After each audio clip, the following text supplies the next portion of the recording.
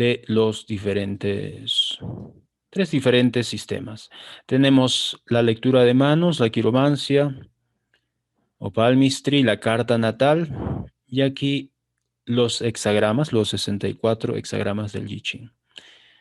Estos son sistemas de predicción, sistemas de adivinación, situados en la modalidad de la bondad. El Bhagavad Gita, que es la esencia del conocimiento védico, explica en uno de sus capítulos las tres modalidades de la naturaleza material. Y así como existe comidas en la bondad, pasión e ignorancia, existen actividades en la bondad, pasión e ignorancia. Lo mismo sucede en los sistemas de adivinación. Entonces, en Sattva Guna, en bondad, está, por ejemplo, la lectura de manos, la astrología, el I Ching y otras más. Porque son sistemas donde no hay violencia. No hay violencia. No tienes que hacer cosas complicadas para esto. No tienes que complicarte con rituales, qué sé yo, rituales. Tienes que gastar muchísimo dinero. No, es en la bondad, ¿no? Y están muy vinculadas. En la mano, cada dedo, cada zona, está manifestado la energía de un determinado planeta. Lo mismo sucede con el I Ching. Cada uno de los hexagramas está conectado con una casa de la carta astral. ¿Ya? Luego tenemos otros sistemas que están en bondad y pasión, pero todavía predomina la bondad. En el caso de, por ejemplo, las cartas, ¿no? Existen infinidad de cartas, la verdad. Yo he visto en los últimos 20 años que han aparecido muchos oráculos con diferentes cartas. El tarot es uno de los más principales, importantes, pero existen otras. Yo mismo tengo aquí, yo tengo tres, aparte del tarot, tengo tres más.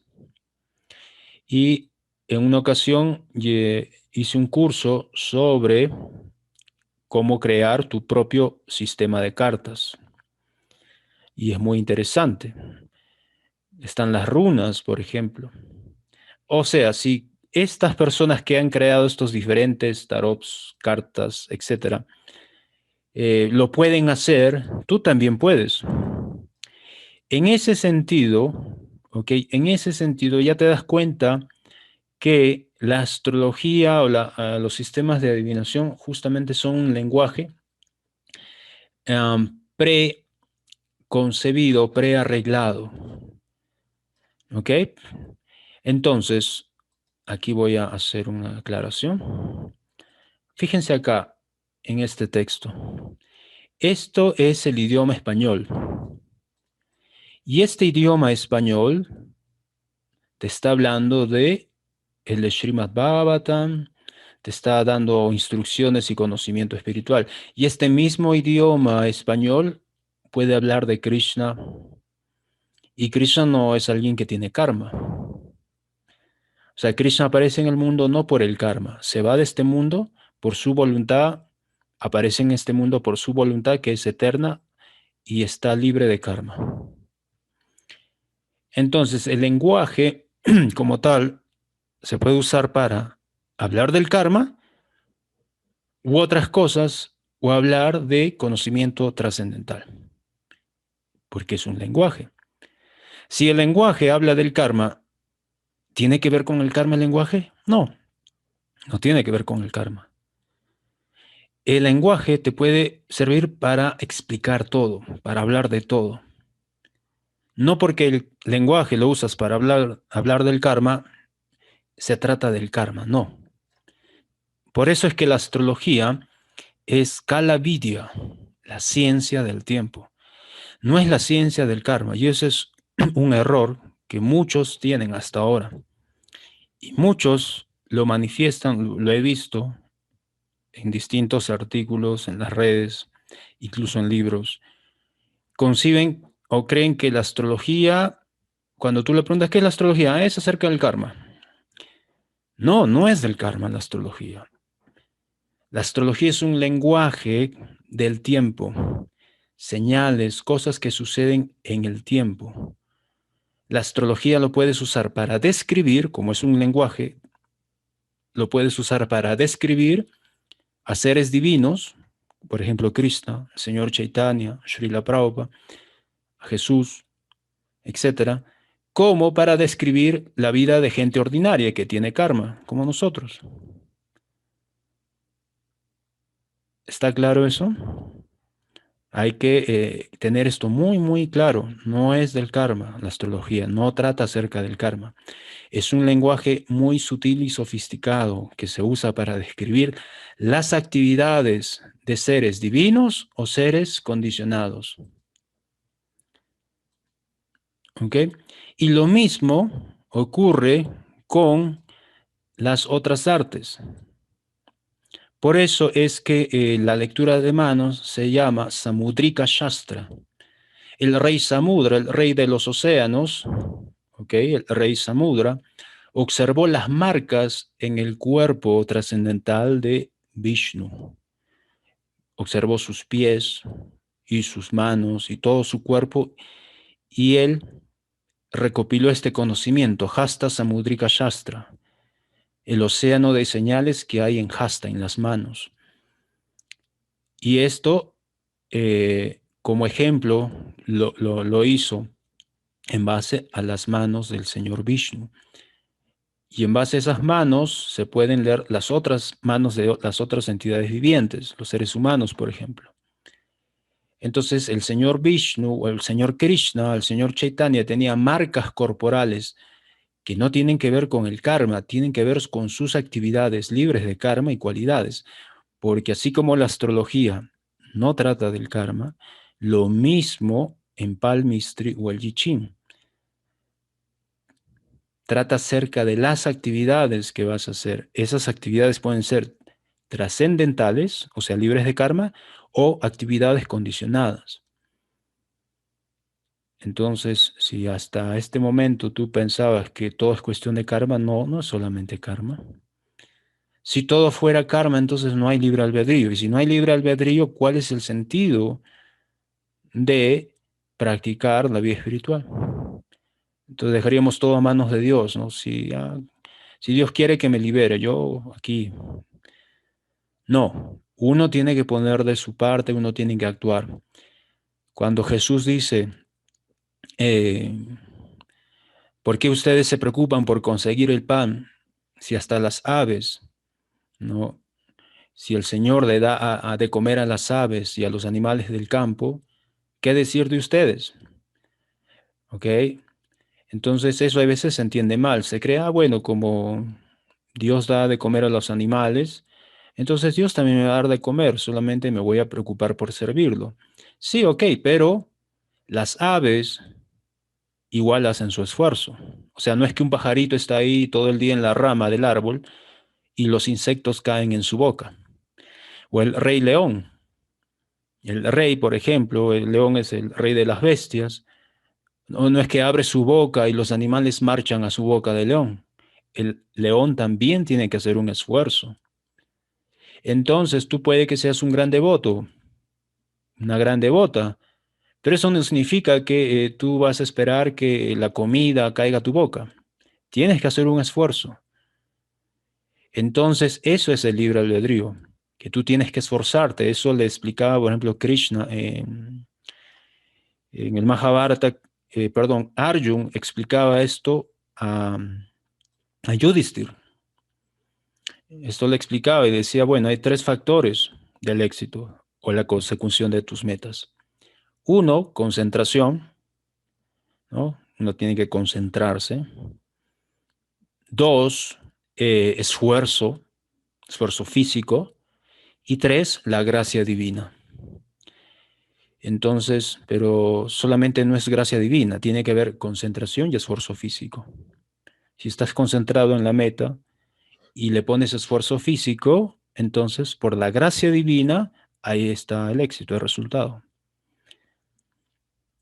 Ok, entonces esto es algo que quería marcar muy bien. los diferentes sistemas predictivos, etcétera, no tienen que ver solamente con el karma, tiene que ver con el tiempo, es la ciencia del tiempo, Kala Vidya. Ah, lo que estaba diciendo entonces es que tú también puedes crear tu propio sistema predictivo, tu propio oráculo, y darle un sentido, un significado a los símbolos. Tú puedes hacer eso, porque así como les dije en un inicio, como tantos idiomas hay en el mundo, tantos oráculos hay. No creas que Dios solamente entiende sánscrito, que hay que orar en sánscrito para que Krishna entienda, porque si hablas en otro lenguaje, Krishna no te va a entender. Eso no tiene sentido. Tantas culturas y civilizaciones en el mundo oran a Dios, a Krishna, en inglés, en español, en italiano, en portugués, en japonés, y que Krishna los entiende. Por supuesto que sí, ¿ok? Porque ese es un idioma que creó una sociedad que se dio en una sociedad. Entonces, igual, es como, por ejemplo, cuando yo salgo y le digo, bueno, cuando yo llegue a casa voy a tocar de una manera, voy a tocar 3 veces. Entonces estoy haciendo un acuerdo, ¿no? Y le digo a mi hijo, cuando toco 3 veces, o sea, si alguien toca 3 veces, soy yo.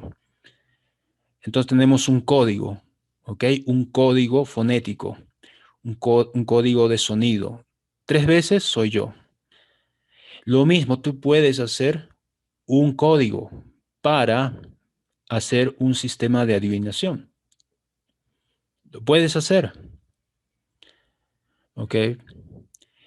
Y por eso es que hay tantos oráculos en todo el mundo. Por ejemplo, la lectura de las hojas de coca. Tú tomas una hoja y dices, esta hoja va a representar la tierra. Esta otra hoja, el alcalde. Esta otra hoja, el pueblo. Esta otra hoja, el dinero. Mi pregunta es, ¿el alcalde va a dar dinero para que el barrio compre, adquiere esas tierras? Entonces, ¿cuántas hojas agarras? Agarras 4, haces tus oraciones y tiras las hojas. Y la hoja que representa al terreno cae muy lejos. La hoja que representa al alcalde cae con la gente y la hoja que representa el dinero cae lejos. Entonces dice, bueno, no, el alcalde nos va a apoyar, todo va a estar con la población, pero ni va a haber el dinero ni va a haber la tierra. Esa es la interpretación y así resulta, así se lee las hojas de coca. Estoy hablando de forma súper simple. Lo mismo sucede con eh, cuando se usa caracoles, cuando se usa maíz, cuando se hace con piedritas, en fin, tantos y tantos oráculos hay en el mundo y todo eso es un acuerdo previo que ha pasado de tradición en tradición, ¿ya? O una persona lo desarrolla y por la cultura, ¿no? Porque en el caso de la hoja de coca es parte de la cultura andina, entonces es una planta que forma parte de esa cultura, es aceptado, ¿ok? Pero si tú vives en la ciudad, no vas a poder hacer esto, entonces mejor haz algo que puedas conseguir. Bueno, si no son hojas de coca, pueden ser hojas de laurel, no hay ningún problema. Hojas de laurel, ¿qué más hay, no? Las hojas de orégano creo que son muy pequeñas. Las hojas de otras hortalizas se secan y se destruyen. En cambio, la hoja de coca tiene una textura, puede perdurar, no se degrada, no se desintegra tanto. Entonces, de acuerdo a estos criterios, tú puedes crear un oráculo. Si no usas hojas de coca, puedes usar otras cosas. Pueden ser canicas incluso. En fin. Estos sistemas predictivos, por ejemplo, hoja de coca, I Ching, palmistry, carta natal, otras cartas, las runas, están en la modalidad de la bondad, ¿no? Pero aquí tenemos, por ejemplo, el arúspice. ¿Alguien sabe qué es el arúspice? Sin googlear. No vayan a googlear, no vayan a hacer eso. ¿Alguien sabe qué es el arúspice? ¿Mm? A ver qué dicen. ¿Alguien lo sabe? ¿Tiene idea por esta imagen? Exacto. Es un sistema de adivinación en la modalidad de la ignorancia. Se matan animales o se sacrifican animales para hacer una lectura de sus vísceras, ¿no? Especialmente usaban el hígado, el estómago, estos dos, estómago, hígado y hasta los intestinos, ¿no? Entonces sacrificaban a un animal para hacer esto. ¿Ya? Esto, cuando estudié Feng Shui hace años atrás, cuando les estoy hablando de 1999, cuando, porque yo comenté en una entrevista que antes de hacer astrología usaba mucho el I Ching, así que el Feng Shui me fascinó también. Por ejemplo, el profesor que tenía nos explicaba que eh, el Feng Shui, que tiene que ver con hallar o encontrar terrenos apropiados para vivir, ver las diferentes configuraciones que hay en un terreno, o sea, si hay una loma, si hay un manantial, si hay un monte, si hay un árbol, las diferentes configuraciones que existen, ¿ok? Hay que ver el color de la tierra, si es roja, amarilla, blanca, negra, si es arenosa, si tiene muchas piedras, si crecen plantas, qué tipos de plantas crecen. Entonces, todas esas consideraciones que se estudian en aquella época en el curso de Feng Shui, y nos comentó, por ejemplo, que antiguamente en el Imperio Romano sacrificaban ovejas que pasteaban en diferentes zonas, ovejas que pasteaban en tierras rojas, en tierras negras y en tierras amarillas, ¿no? Entonces sacrificaban a una oveja de cada una de esas zonas y examinaban el hígado, ¿no? El hígado que tenía mejor salud, mejor aspecto, decían allá, en este lugar van a crecer personas sanas. En este lugar es auspicioso porque es buena tierra. Pero si una oveja tenía en su hígado unos gusanos, una enfermedad que sufren las ovejas por consumir cierta, ciertos pastos de ciertas tierras, entonces eso era una señal, obviamente, de que ese lugar no es apropiado.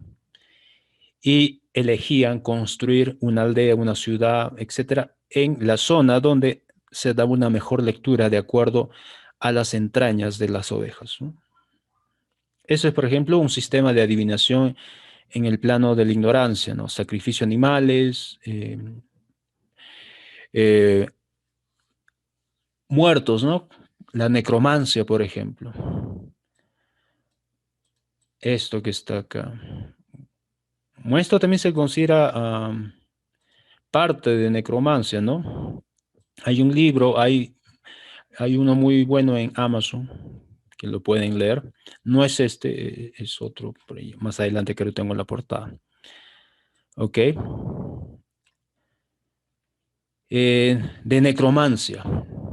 ¿Ok? No de arúspice, que es sacrificio animal, sino necromancia tiene ya más que ver con el tema de restos humanos o rituales a fantasmas, espíritus, etcétera. Eso es, por ejemplo, adivinación en el plano de la ignorancia. En cambio, para hacer todo esto, sin necesidad de matar un animal, puedes usar las hojas de coca, puedes usar la lectura de manos. Lo que pasa es que en este caso hay ciertas limitaciones. Cada oráculo tiene también un porqué. La lectura de manos, por ejemplo, solamente te da información de esa persona. Tú no puedes hacer esto o no puedes usar esto en el caso de los romanos, que tenían que ver o determinar si iban a entrar a guerra o no. Ahí se estaba viendo la vida de cientos de personas. Entonces era necesario otro tipo de cosa, de lectura. O supongamos que una persona no tiene manos, entonces no puedes hacer la lectura de manos, tienes que hacer otra cosa. ¿Ya? A ver, aquí otros métodos. Este es de África. Mm. El de las arañas. Entonces, ¿cómo es que hacen esto? Las personas que van a hacer la lectura lo que hacen es encuentran el hueco de una araña, porque estos insectos, o no son insectos, se consideran diferentes a los insectos por su número de patas. Los arácnidos grandes eh, viven en agujeros que tienen en la tierra. Entonces lo que hacen es llevar estas figuras, estas que ven acá, estas figuras blancas, y hay otros tipos también, y los arreglan de tal manera fuera del agujero de la araña, y luego echan agua al agujero de la araña y tapan la entrada con una canasta. Entonces esperan, obviamente por el agua la araña sale y pues empieza a patear con sus patitas todos los símbolos que están acá. Y cuando pasa un tiempo ya la araña nuevamente se vuelve a meter a su agujero y ellos levantan la canasta y la forma en que caen estas cositas, esta simbología, eh, les da el significado. Les da el significado, por ejemplo, para ver cómo va a ser la agricultura, la cosecha, la economía ese año. Y para diversas cosas, ¿no? Para un matrimonio, para un enfrentamiento de una tribu con otra, para sanar, para saber si alguien se va a sanar o no se va a sanar, en fin. Ese es un tipo de oráculo. Y esto que está acá, este libro, ¿no? Greek and Roman Necromancy, ¿no? Necromancia griega y romana. Este es un libro bastante serio, bastante bien documentado con esta portada que está en Amazon. Hay otros que son no tienen esa calidad de investigación. O este sistema de las varillas, esto no es el I Ching, ¿no? Este es el Coaching, el Kuchin, si más lo recuerdo, quizás lo estoy pronunciando mal, Coaching o Kuchin. Se trata de varillas, ¿ya? Que cada una de estas varillas tiene un significado. Entonces la persona va al templo, va ante la deidad y hace sus oraciones ofreciendo incienso. Y luego de rodillas empieza a agitar este recipiente, agitándolo de tal manera que está un poco inclinado y de tanto agitarlo puede caer una varilla o varias, pero es mejor cuando solamente cae una varilla, la persona recoge la varilla porque esa varilla contiene la respuesta a su pregunta. Ese es otro sistema. Y hay muchos más, como les digo. Así como hay idiomas, hay tantos oráculos. Ahora, ¿cómo es que funcionan? No, ¿cómo es que funcionan? Esa es la pregunta. Recuerden que yo les comenté que todo esto tiene que ver con prashna, la astrología horaria, prashna. Tiene que ver con esto. Entonces, ¿qué es el prashna? Tú vas a un astrólogo védico a hacer una consulta y en el momento en que tú haces la pregunta, él hace la carta. Entonces, en ese momento él sabe, ok, empieza a dibujar o a escribir y todas las señales cuentan, pero vamos a hacerlo sencillo. Empieza a dibujar y empieza a ubicar los planetas. El día de hoy, por ejemplo, ¿no? Hoy día la luna está ahí transitando por Cáncer. Entonces, luna transitando en Cáncer, dibuja ahí la luna en Cáncer, ¿no? Dibuja al Sol en Capricornio junto con Júpiter, Venus también ya ingresó a Capricornio, hace todos esos dibujos. O sea, y ubica el ascendente de acuerdo al momento de la pregunta. O sea, el astrólogo que hace eso de forma manual es una persona obviamente que es consciente de los tránsitos planetarios, sabe muy bien todo eso y te responde. Así que cuando una persona usa, por ejemplo, el I Ching,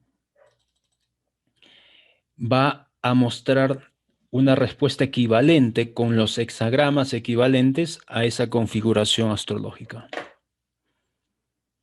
En el curso de I Ching estaba explicando eso.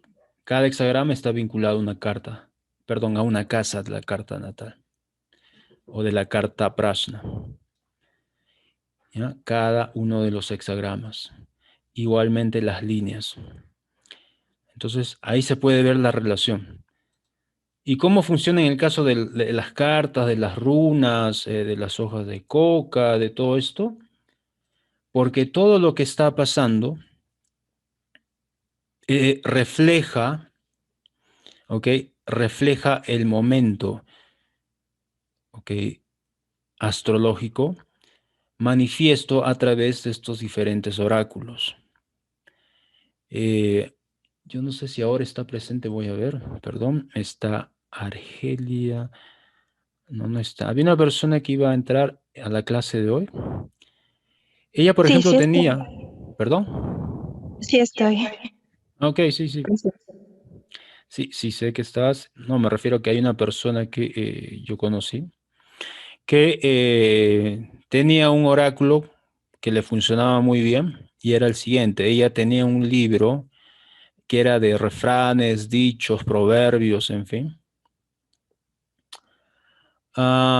Y cada día, cuando tenía algún tipo de pregunta o algún tipo de consulta, lo que ella era, abría con los ojos cerrados este librito, ponía su dedo y siempre con los ojos cerrados y se detenía cuando ella sentía que ya era el momento. Entonces, cuando abría los ojos, la página que había elegido y donde el dedo, su dedo se detenía, apuntaba a un refrán o algún proverbio o algún dicho, y ese dicho, refrán, etcétera, contenía la respuesta.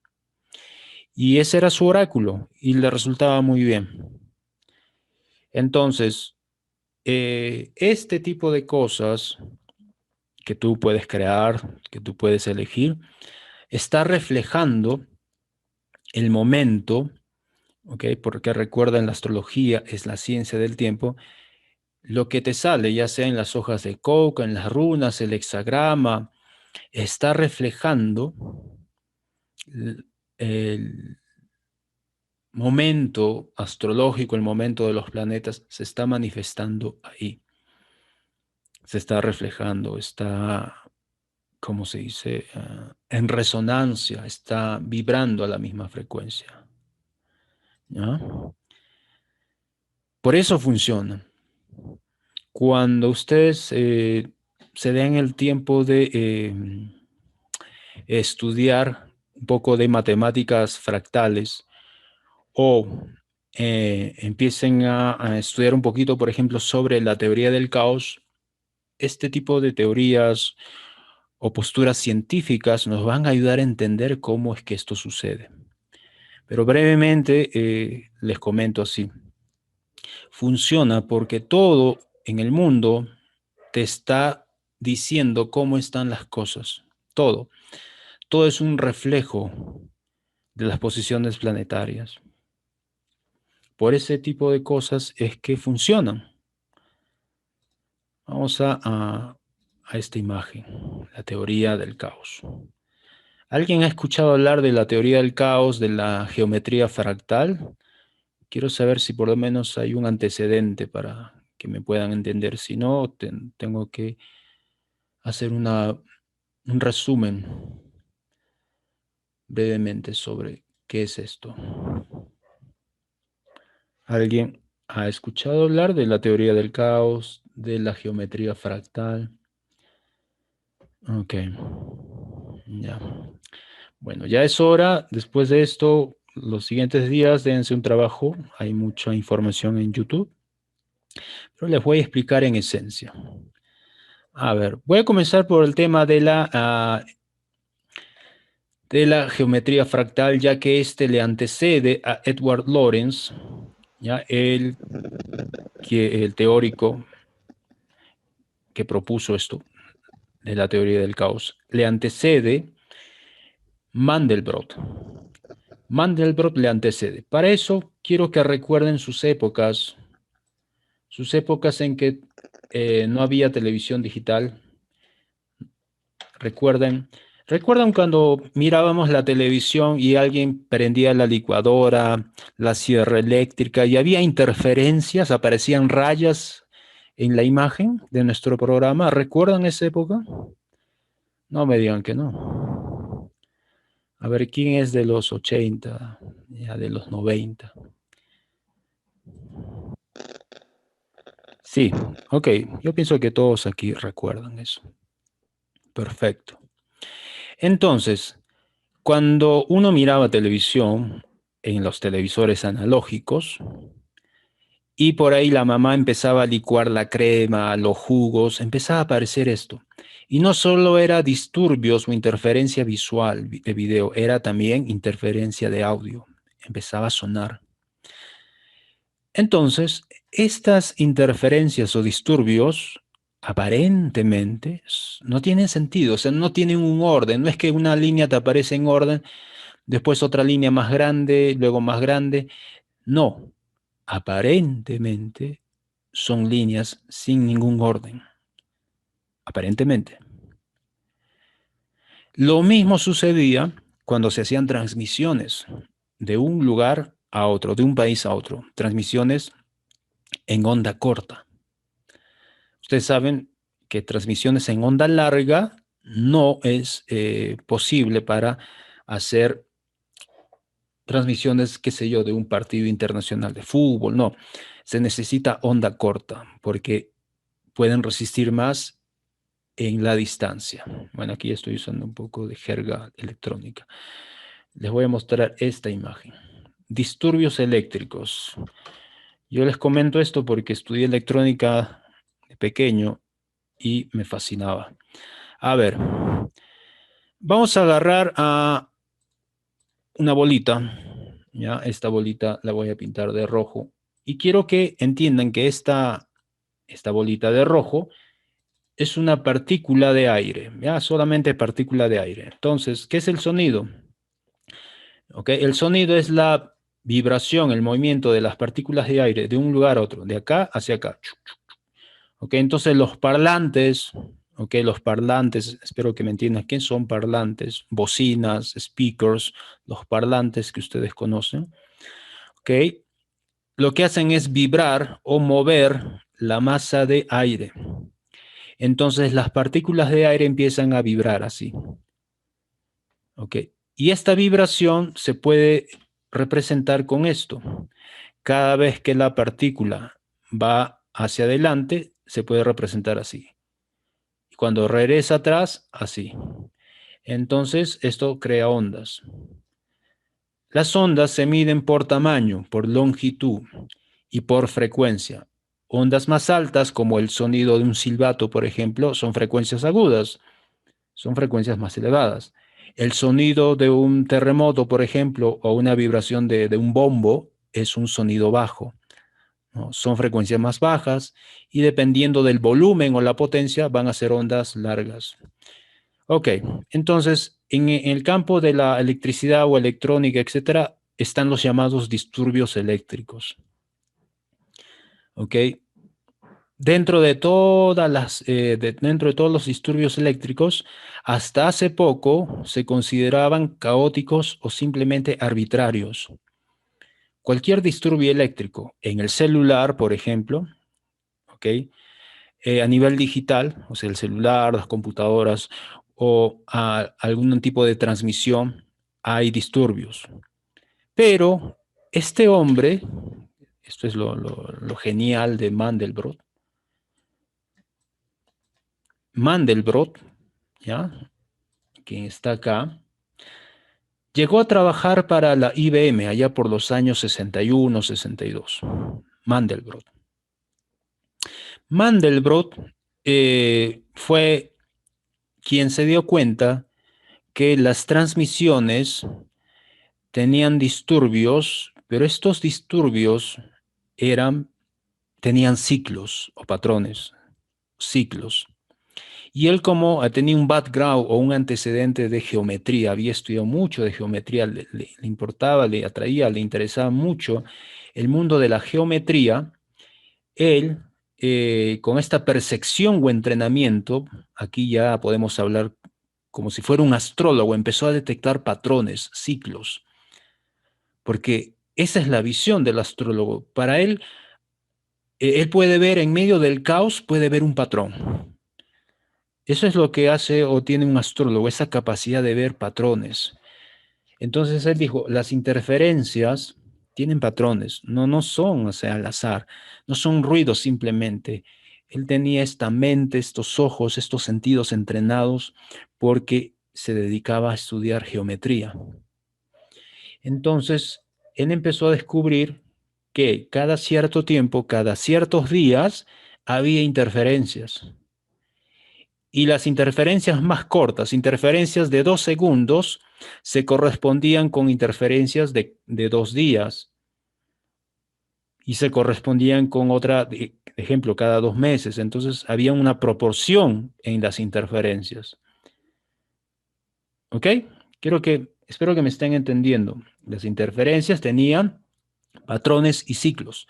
No eran simplemente rayas o sonidos. Él detectó que tenían patrones. Entonces, Mandelbrot, descubriendo eso, pidió apoyo al gerente de la IBM y le dijo, señor Mandelbrot, usted solucionó el problema de nuestras interferencias en las comunicaciones de datos y hizo algo que nadie pudo resolverlo antes. Usted lo hizo. Obviamente, con un circuito de filtro, él pudo atenuar las interferencias. Eh, y gracias a esto, a este trabajo en la IBM, recibió todo el aporte de dinero para su investigación y sacó años más adelante este libro, Geometría Fractal de la Naturaleza. Entonces, este libro, este trabajo, fue la base para lo que hizo Edward Lorenz.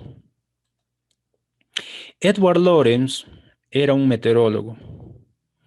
Entonces, este señor se dio cuenta de que cualquier pequeño cambio, incluso en decimales, cualquier pequeño cambio en un sistema de medición, así sea en decimales, a la larga te va a dar cambios importantes o mayores. Entonces, como meteorólogo que era ya también por los años 60, él trabajaba en la universidad metiendo datos a aquellas computadoras aquel entonces para predecir el clima.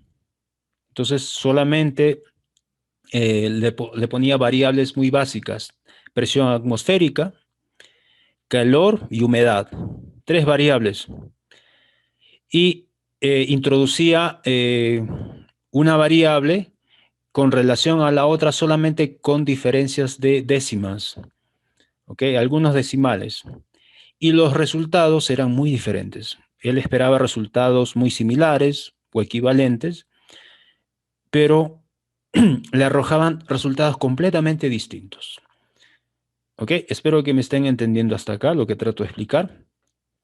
Entonces, él propuso la teoría del caos con el famoso dicho de que el aleteo de una mariposa en Brasil puede causar una tormenta al otro lado del mundo.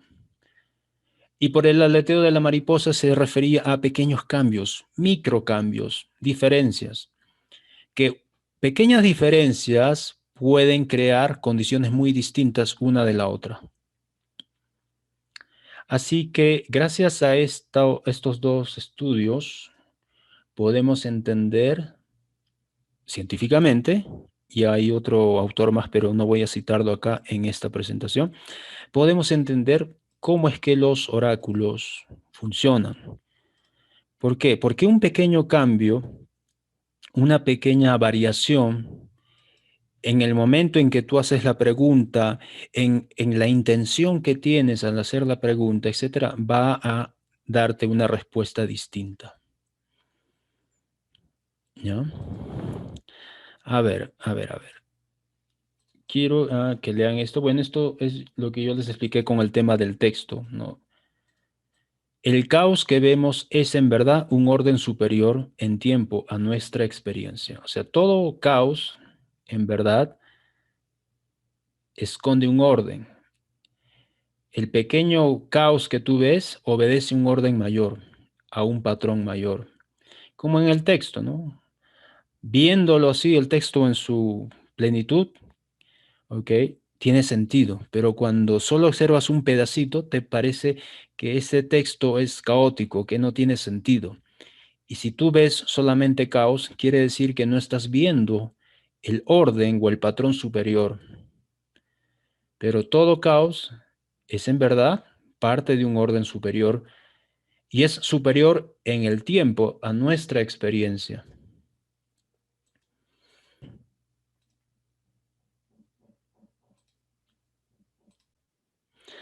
A ver, supongamos que una persona tiene parálisis.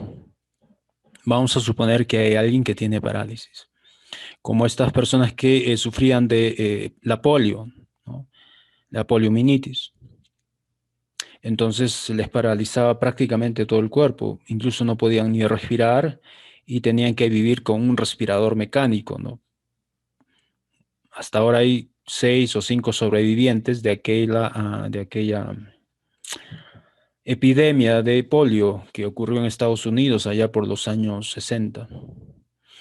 Entonces, si tú tienes, por ejemplo, parálisis o algún tipo de parálisis, vas a tener restricciones, ¿sí? No vas a poder decidir dónde ir, por ejemplo, porque no te lo permite el cuerpo. No puedes decidir qué vestir. Hay muchas cosas que no vas a poder decidir porque tienes parálisis, tienes restricciones. La pregunta es, ¿tienes libre albedrío? Sí, aún así tienes libre albedrío. Puedes elegir qué pensar,